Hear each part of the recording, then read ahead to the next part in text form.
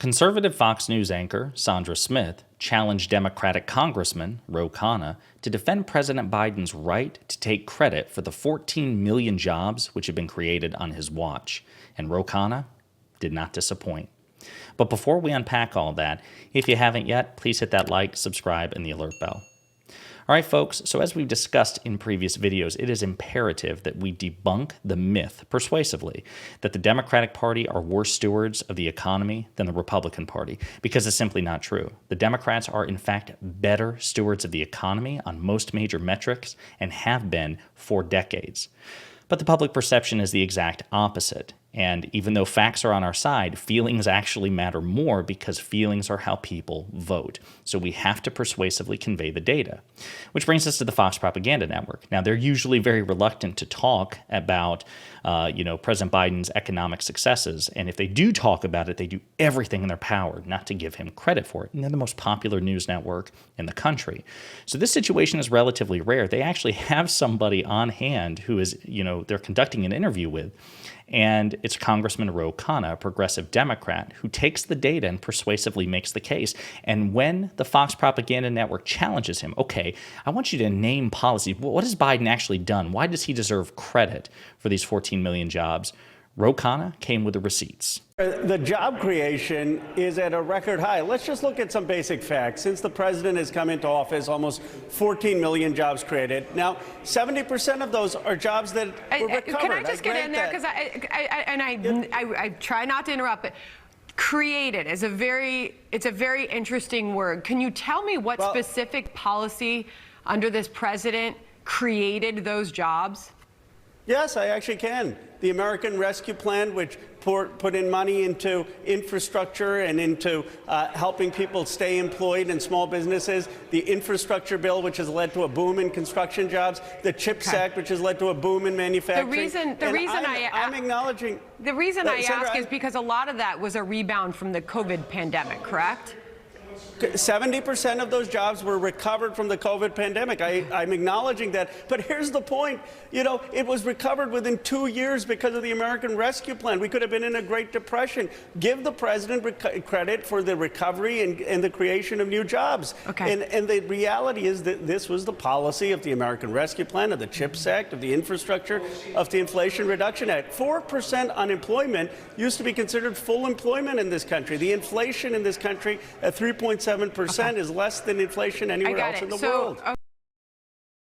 So obviously you can tell she's not happy about the fact that he took the challenge. He accepted the challenge at face value. She presumably didn't think he'd be able to actually point to specific policies, but he was, because Ro Khanna is a bit of a policy wonk, and we've talked about it before on this channel too.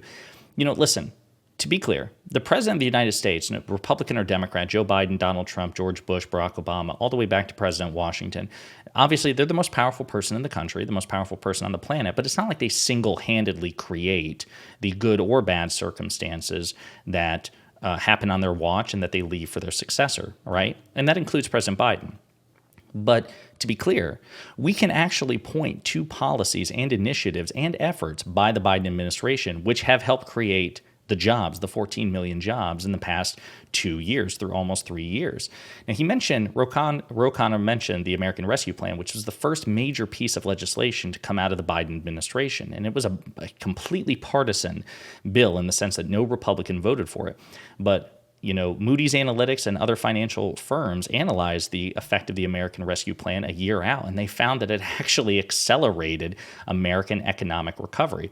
Without the American Rescue Plan, the U.S. economy would have come close to suffering a double-digit recession in spring 2021. This is according to Moody's Analytics, the highly reputable financial analysis firm.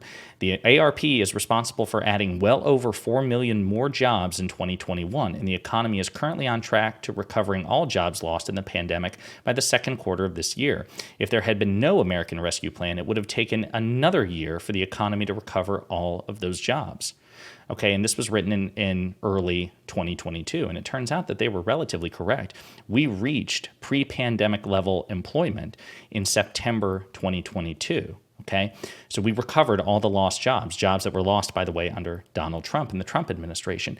And so even if I were inclined to, take the right-wing bait and say, listen, you can't count those jobs recovered. even if I grant that premise, which I don't, we'll get to that in a second, then President Biden has created over 4 million jobs in that year. Over 4, I think it might even be 6 at this point, if we don't count the jobs, that were recovered from the pandemic. Donald Trump, in his first year in office, only created 2 million jobs. So even by that metric, Joe Biden is factually better and has a factually better jobs record than Donald Trump. It's not a matter of opinion. But the fact of the matter is, I'm really not inclined to grade Biden or Trump on a curve. I'm not inclined to not count those pandemic recovered jobs because it was Joe Biden who allowed the pandemic recovery to accelerate, right? Not just with the American Rescue Plan, but also with the fact that he presided over the vaccine rollout, right?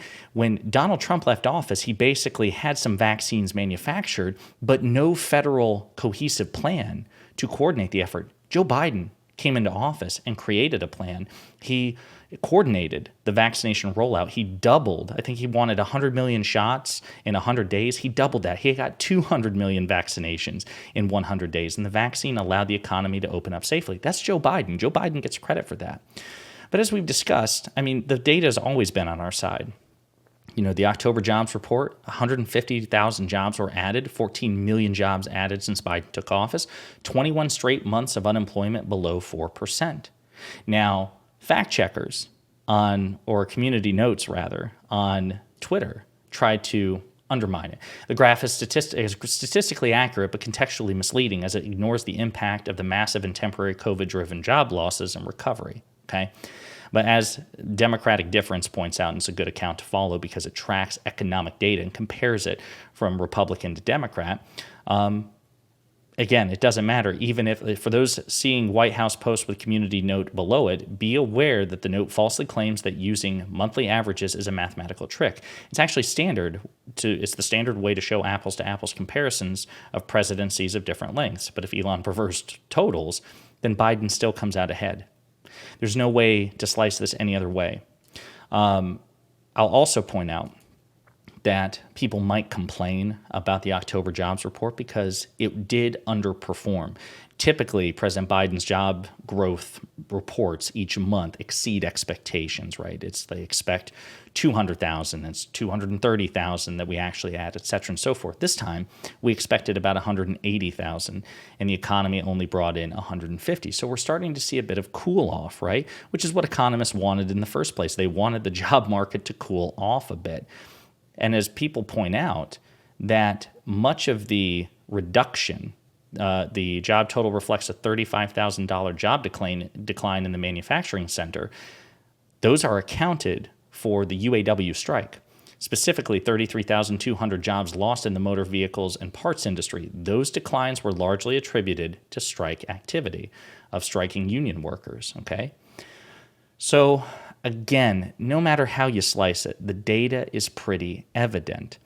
President Biden has actually done things. He's passed policies. He's executed and implemented policies which have contributed to a strong economy.